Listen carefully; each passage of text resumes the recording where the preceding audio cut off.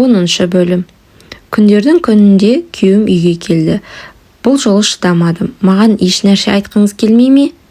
Үндемейді. Мен сізге зат емеспін. Егер жасырып жүргеніңіз болса, айтыңыз. Мен қазір жүк көлігін жалдап қойдым үйге. Дей бергенде есік қоңырауы басылды. Асқар барып есікті ашты. Екі кісі келіп диванды, шифонерді, кухняны бұза бастады. Асқар менің артымнан келген заттарды неге бұзып жатыр? Олар біткенше жүр, сыртқа сөйлесіп қайтайық. Сыртқа шықтық. Асқар: сенен бір нәрсені жасырдым, және сол үшін кешірім сұраймын. Толық айтайын, сөзімді бөлме. Менің әйелім бар, бір қызым бар. Сені тек тоқалтыққа алдым.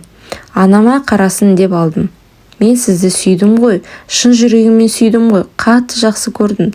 Тоқта, менің әйелім бар. Екеуіңді бірдей жақсы көремін деп ойладым. Бірақ сен өз әйелімдей бола алмайды екенсің. Қазір үйіңе апарып тастаймын. Шешеңнен бір ауыз кешірім сұраймын.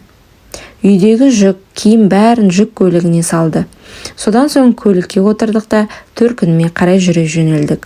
Бардық та мені анамның қолына ұстатты. Жылауға да шамам жоқ. Ештеңе түсіне алар емеспін. Күйеуім, яғни бұрынғы күйеуім осылай мені үйіме келіп тастап кете барды. Менің анамның тағдырына ұқсас тағдырым осы. Енді анам сияқты жарым, жан ажырасқан біреуге тұрмысқа шығатын шығармын. Білмеймін. Әйтеуір қазір үлкен күйзеліске түстім. Мұндайды ешкімге тілемеймін. Тыңдағандарыңызға рахмет.